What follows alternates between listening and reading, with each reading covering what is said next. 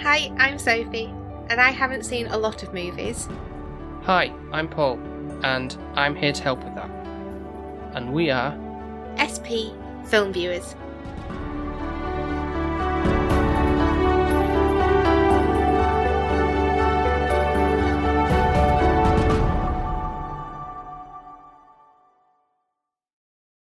Oh, there were so many choices to round off our November set for the year before we start going to Christmas films.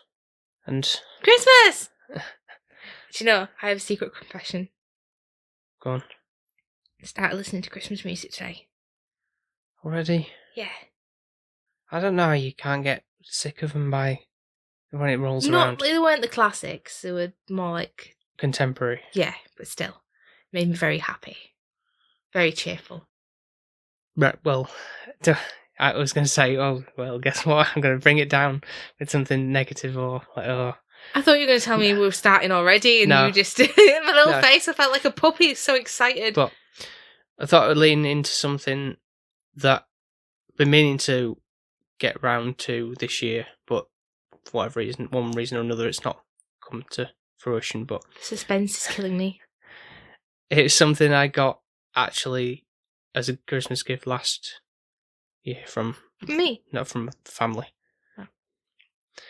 Like I'm acting like I'd remember what I got you last year. Like I don't think I do. And it's sort of a light-hearted one anyway, so you should enjoy it. Leaning into. You're building this up now, and I hope I'm gonna like it. It is The Princess Bride. I remember this. This has been on your list for so long. Is it like an oldie fairy tale, folk tale? Well, it's a fairy tale of sorts, But yeah. real life. So, but not real life, one but real that's actors.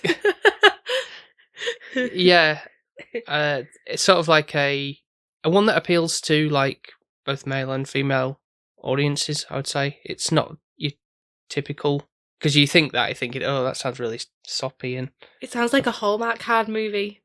it does a bit, doesn't it? Yeah, the title does. Yeah. I'll be honest. But and that's where it kind of gets you like don't judge a book by its cover, essentially. Which the lad in it who's have the story read to him is kind of like a bit like that. So and then Is it like Once a little bit? I guess so. If you were to somewhat compare it in a way, The TV show, by the way, if yeah. people are not knowing what I'm on about. Yeah, that was quite all right. It was actually until the last series or when they did something else, and then it Yeah, wasn't that no, you great. go no. Let's leave it there. Yeah, the story ends there. Yeah. So this one, I think you'll appreciate. It's a romance / comedy. So Happy. Go on then, read it to me. I'll go with this reading from IMDb this time. A bedridden boy's grandfather reads him the story of a farm boy turned pirate who encounters numerous obstacles, enemies, and allies in his quest to be reunited with his true love. He's a farm boy pirate. No, a farm boy who turned Pirate. pirate. Okay. So I was going to say what's one of he's those. a farm boy pirate. It's like, all right, how's he? Yarr, cut me crops. Just thinking, how's he a pirate if he's got a farm? That's literally all that went into my head then when you said it. It's like, Start has he from- got a farm on a boat? Growing some turnips on Yeah. plot of land in his greenhouse. On the ship, yeah. Yeah. Very fairy tale. I'm either going to love it or I'm going to hate it. It's one or the other. So we'll see. I highly doubt you'll hate it, really. But I'm looking forward to it. I just don't want to get my hopes up and be like, oh yeah, this is really good, and then be let down. That's my only worry. Okay. Well, we will see very shortly Sophie's thoughts on The Princess Bride.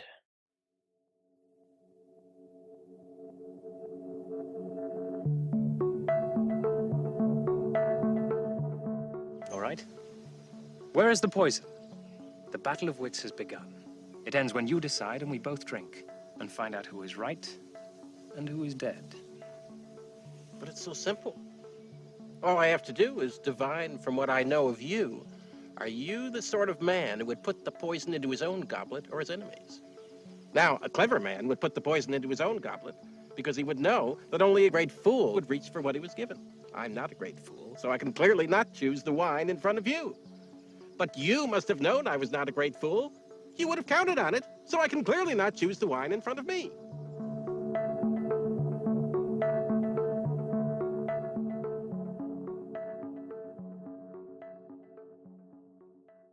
And we are back. Haven't seen Princess Bride? We are. And what did you think of it, Paul? I'm asking you. I thought I'd change the roles. No? Well, it doesn't really work when... You've seen it before. before. Shame. Yeah, it's your first outing with this story, and how did you find it?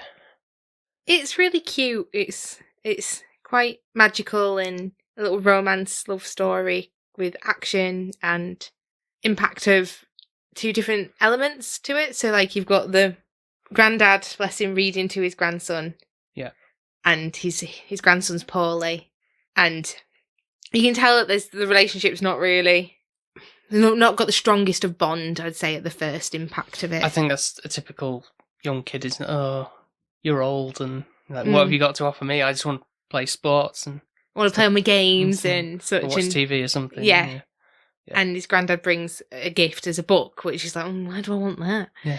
And boring. Yeah. then his granddad starts reading the book, and that's when you kind of flip to real life in the book as well, which is... You're drawn into the imagination, essentially, of the fairy tale. Yeah.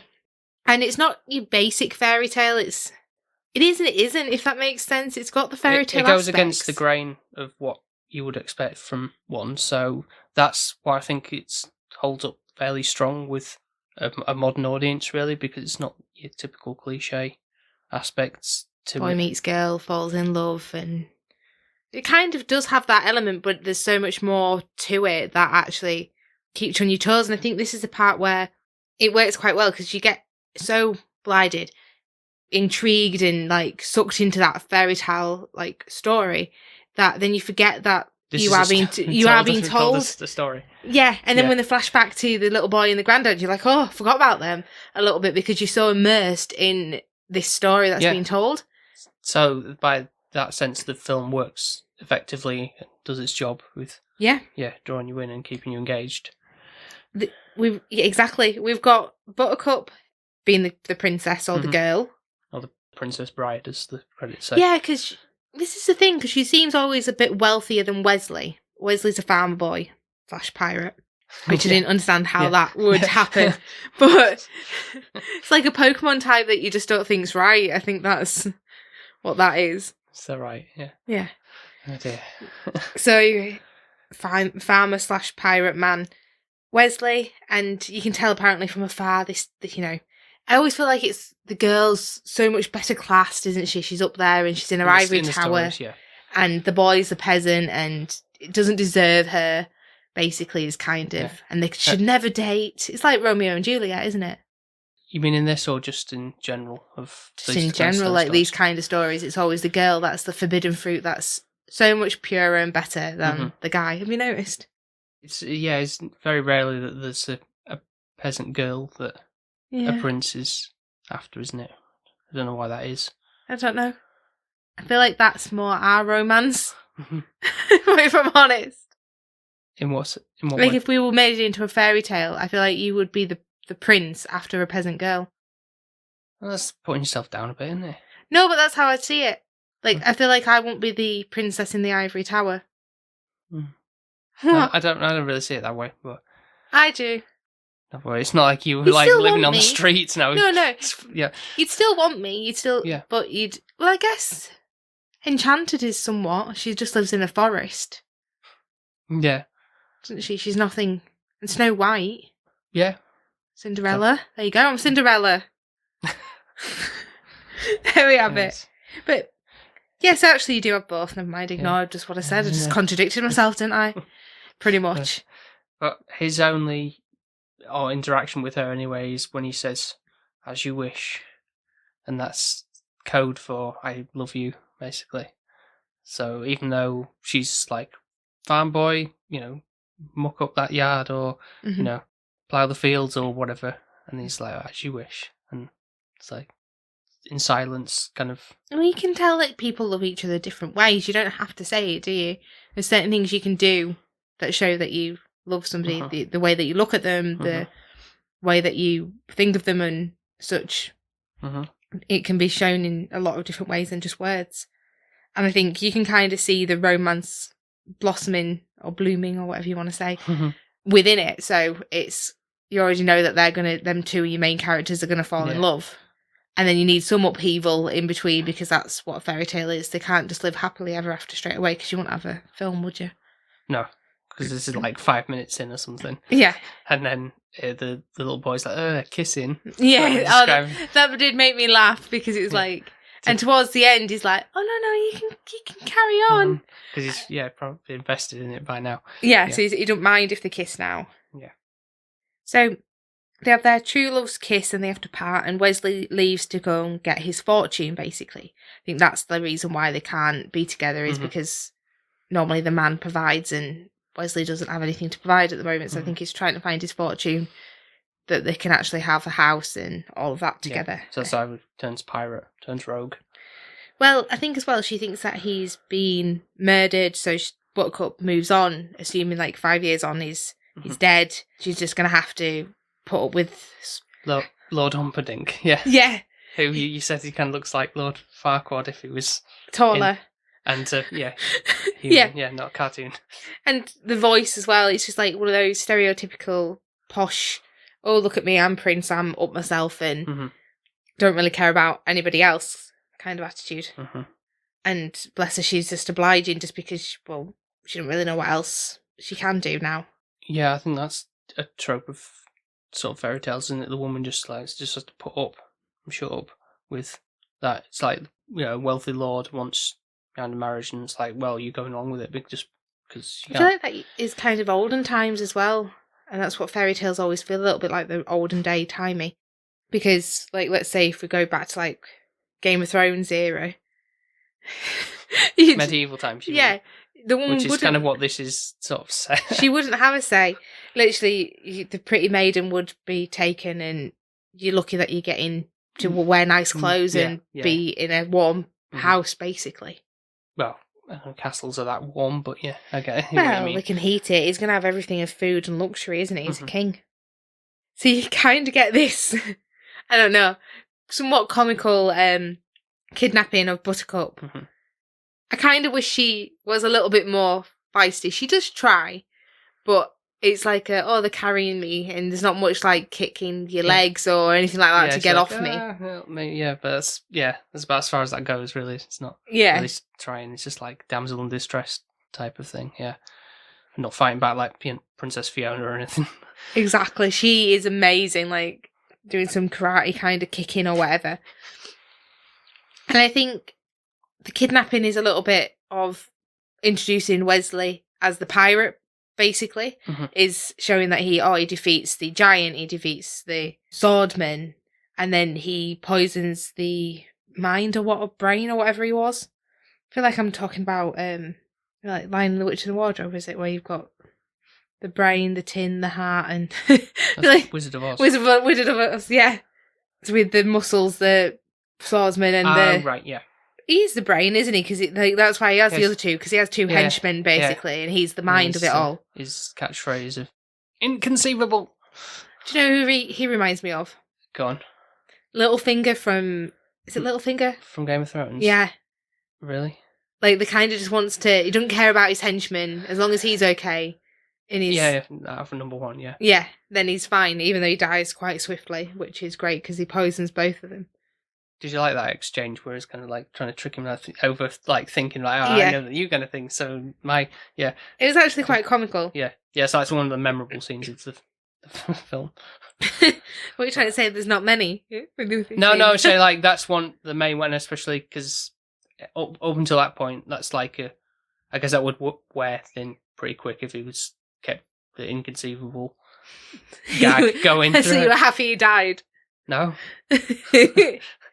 But like the fact that Wesley, or Pirate Roberts as he's known at this point, is I've got immunity to the poison. I've from training myself to do it. So that's why you can best him.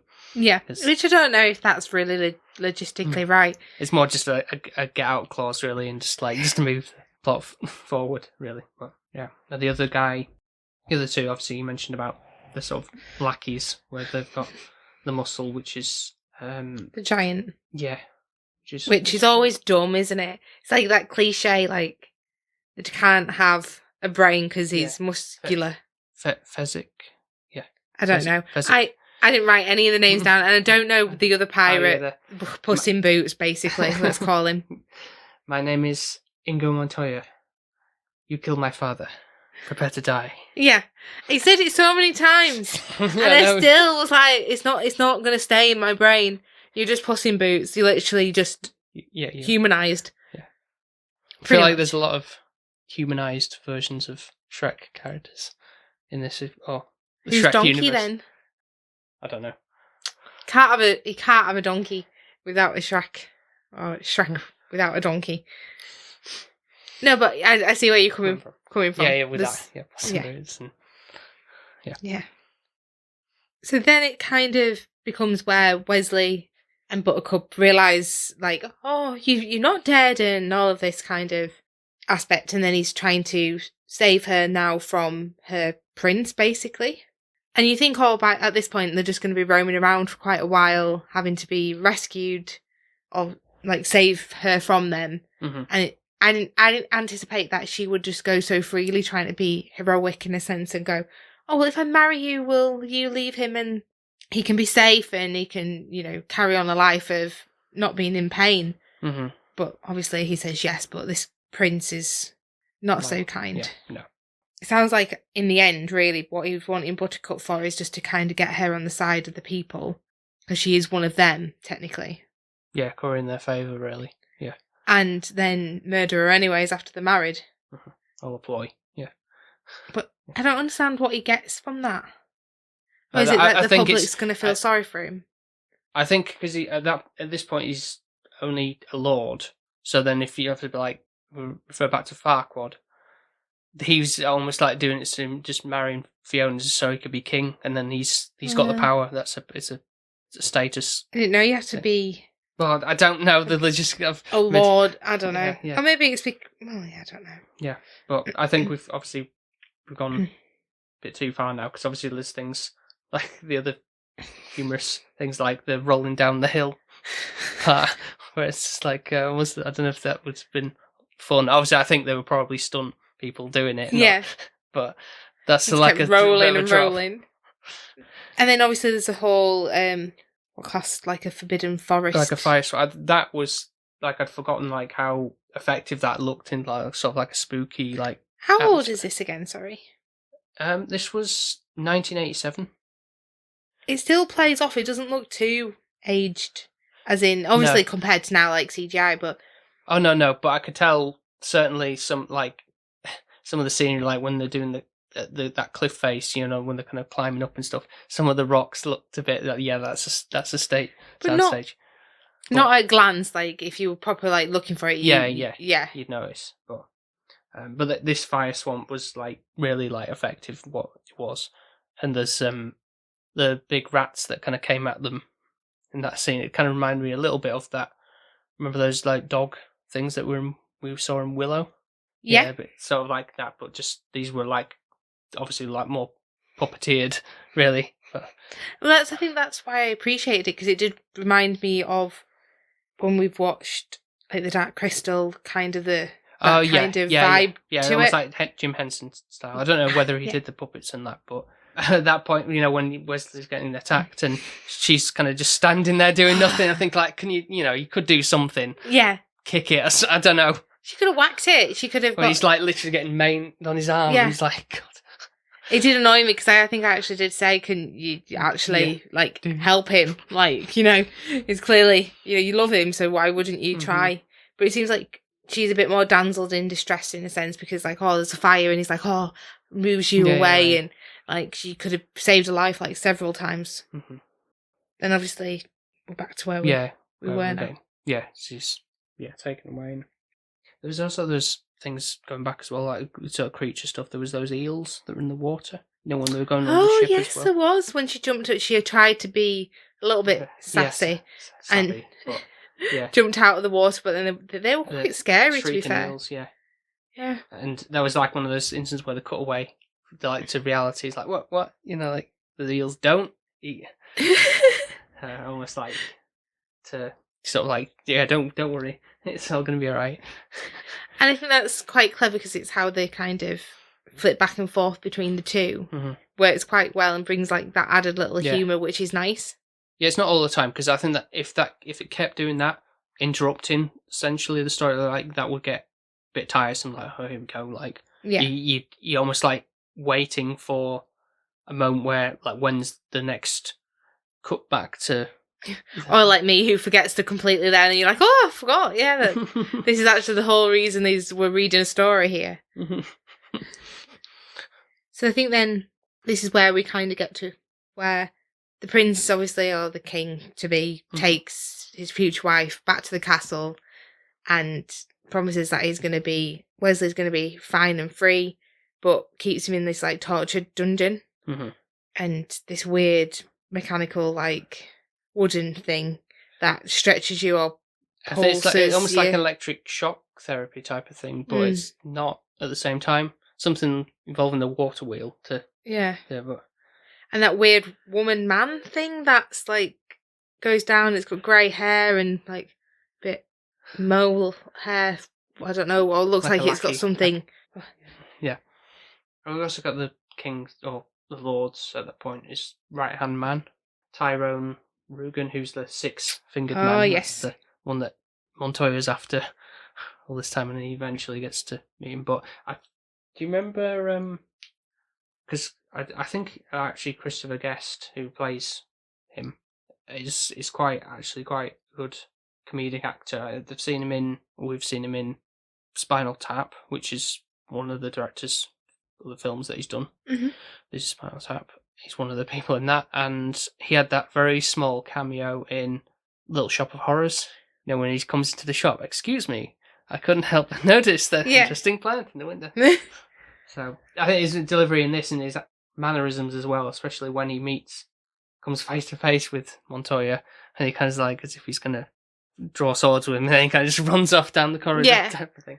So things like that really makes it kind of more comical, doesn't it? Yeah. Because he's meant to be quite, a swordsman, but obviously he's aged at this point compared to the Puss in Boots being quite new and young.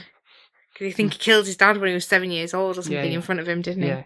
Which just sounds horrific now if you think about that nowadays. Like, well, yes, that's true. I'm sure it's horrific at any point.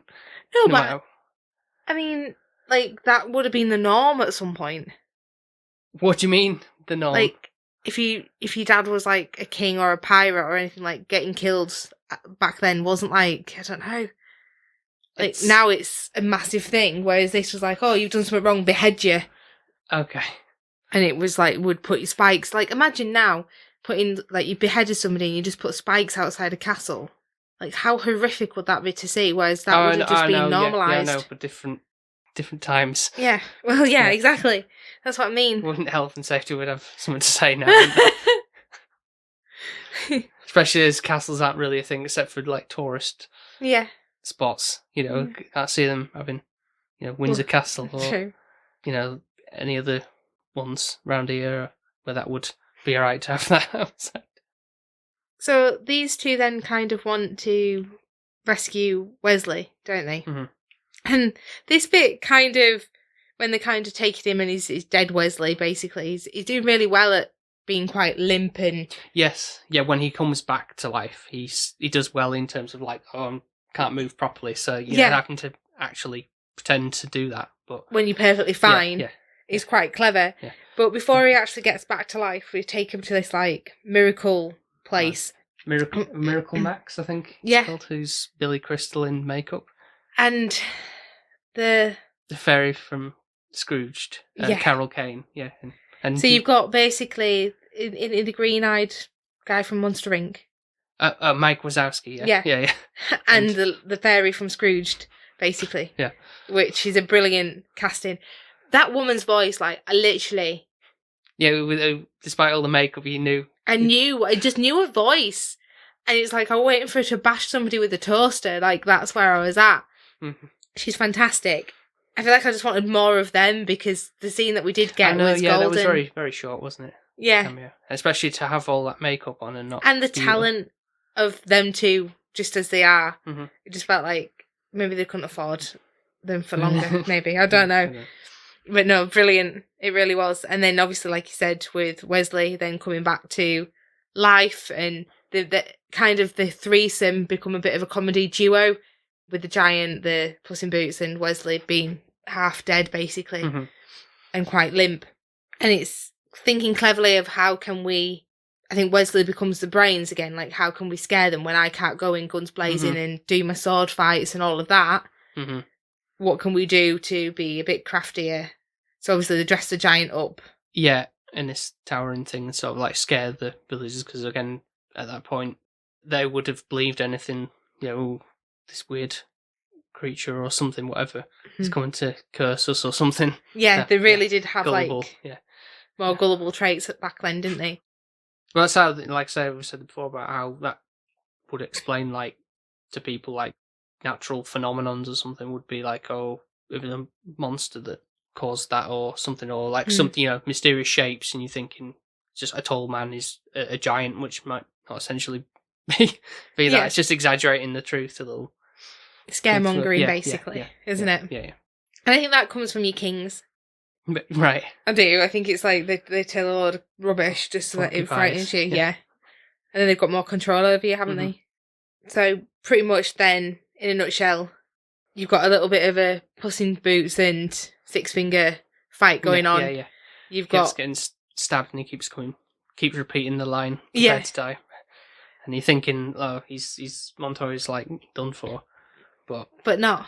Which, I don't know if you would have thought that he was, and then that would have made more of an impact, or... I thought he was, actually, to be fair, but I'm kind of glad, you know me, it's a fairy tale at the end of the day, so you do want all of them to come out alive, really. Yeah, the ones you want, anyway. Yeah, and obviously, while all this is going on, you've got Buttercup getting married to...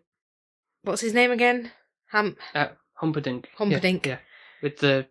I don't think it's vicar, but whatever, religious person, the sort of list or speech impediment. Yeah. Yeah. Doing it takes you aback, and it obviously adds to the comedic value of it reminds me of something that would be something like Monty Python, to be honest, like a sketch of some kind. Yeah, true. But I tolerate this a lot more than Monty Python. I quite enjoy this. Whereas Monty Python, I just like that. I don't know, the level of humour just goes a bit too over the mark for me. Right. Yeah. Whereas this is quite. It did make me laugh. I did enjoy it. It was light-hearted. It felt like I was just getting told a fairy tale story before I was going to bed. That's how which you were. Felt, yeah. It was before we went to bed. So it was amazing. Felt like I should have had hot milk and a cookie. But yeah, all's well that ends well, really, with it all. And so... I'm sure that's a Taylor Swift song. Are you meaning the... Red? No, All Too Well. All's well. All's well that ends well. I'm in a new hell every time. Yeah. I love that I just have to somehow, since we've gone to the Eras concert, I feel like she gets sprinkled in every time we talk now. I think so, yeah. And this wasn't intentional. No, I said it, not you. Yeah. It just, when you said it, I was like, I started singing in my head and I was thinking, Power of Mrs. Swift. So overall, yes, all ends well. And even with the grandfather and his grandson, it's like, oh, come back tomorrow and read it again type of thing. So yeah. I feel like your relationship with your families are important. I think this is what it's showing. Like, spend time with them. Didn't cost his granddad anything apart from time. Yeah, because he already had the book, didn't he? Let's be honest. Yeah. So it's not like he's bought the book and it's cost him an arm and a leg to get. It's just spending time with somebody and reading to them or doing something with them, which is always nice when you've got the time to do it. It's a lovely little cosy moral. Yeah. The family. Aspect. Not the fairy tale. Oh, okay. Unless you can find a moral in the fairy tale, I can't. No, but they're normally supposed to have some kind of moral of the story. Don't marry a bad man. Yeah. just look, seek out true love, and if you find it, hold on to it. I don't know. Oh, yeah. Well done. Surprised you came up with that. Well, I mean, it's pretty obvious. Yeah, but to be a little bit sentimental, that's quite... Oh, okay. Well, I'll try. Why have you found true love? Yep. You sure? It's stuck with me now anyways, even if it's not. No, I'm pretty sure it's. Cute.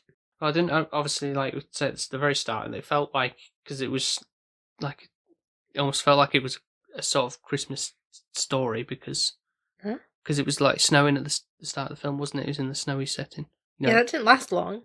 No, I'm not saying it is a Christmas film. I'm just saying because of the time we were watching it, it kind of felt more Christmassy.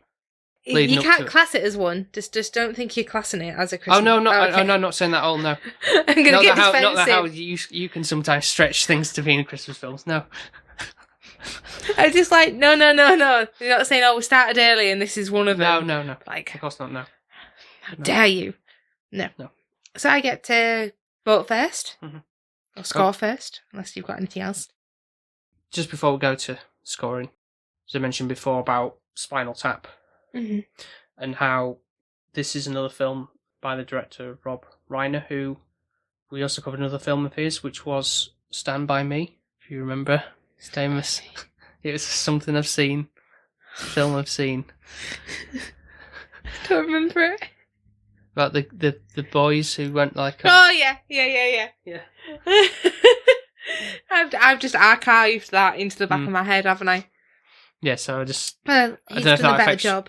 Yeah, whether that affects your score with it or... No. I can't be biased. Just, obviously, that shows like a variety of different genres, I suppose. Yeah. I wouldn't even thought it was the same person or the same director. It's always interesting sometimes when you do look at certain directors, when you look at the filmography and go, oh yeah, right, I didn't know you did this and this. And so maybe that's in a way a good thing, rather than just being pigeonholed into doing, say, horror or musicals or I feel like that's more like with an actor, isn't it, or an actress.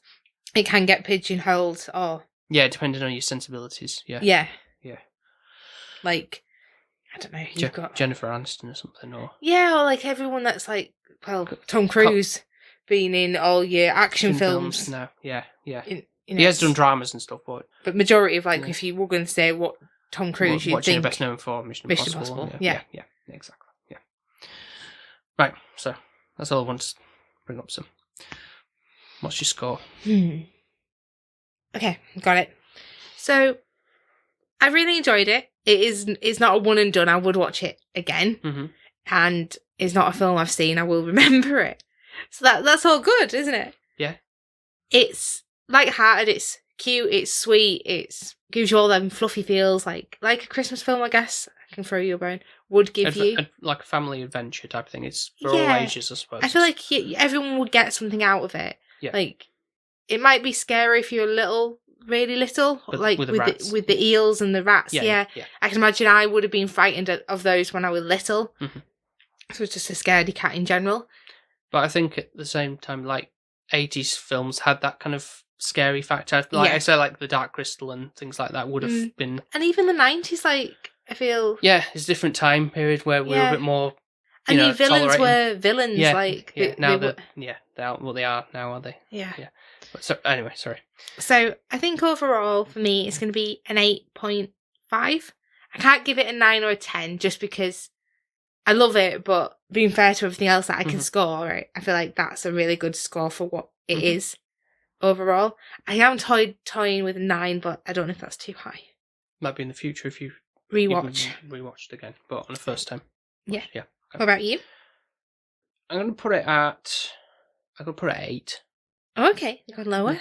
Yeah, I need slightly lower, but I do find it enjoyable. But it's not something I immediately want to rush back to all the time. But I think it's the rewatch value comes from like sort of the quotable lines and the scenes that you've got throughout, and particularly like Christopher Guest as well, like more appreciation for his comedic acting in this really. Whereas I can't remember the last time I would have seen this, to be fair, but I do remember the very first time I watched it when it was like at second year digs at uni.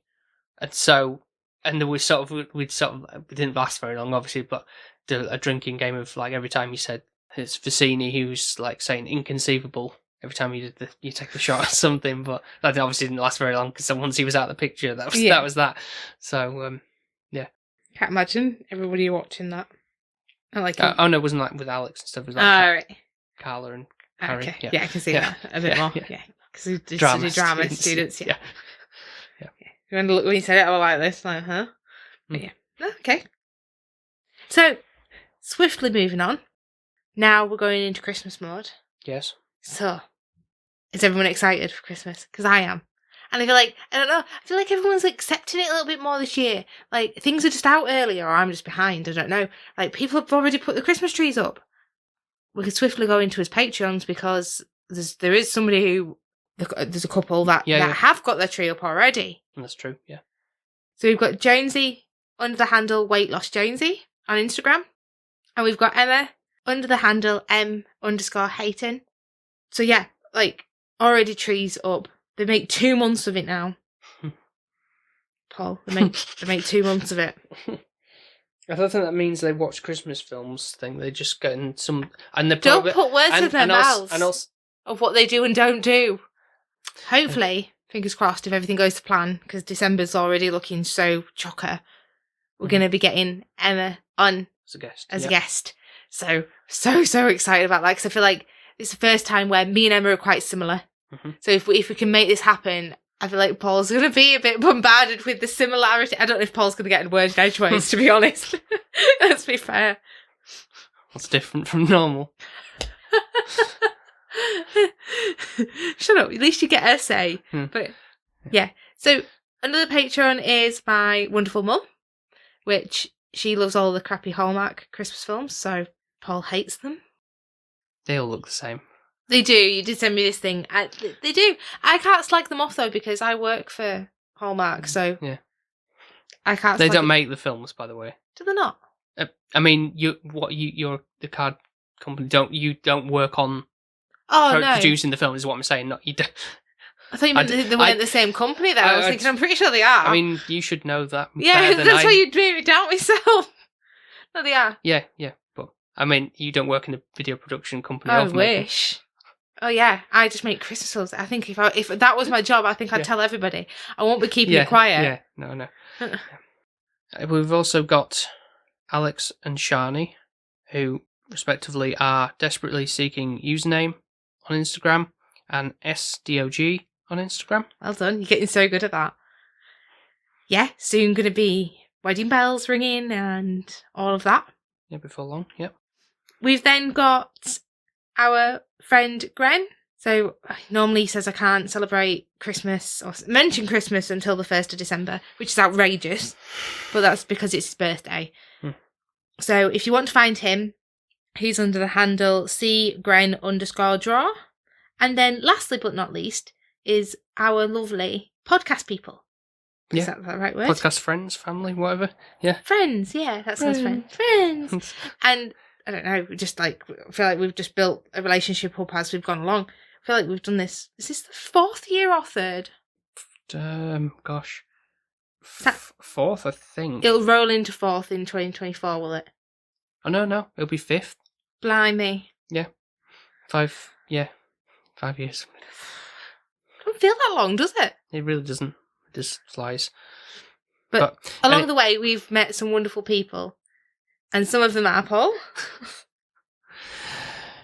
We have Nico from the Good, the Bad, and the Weird podcast.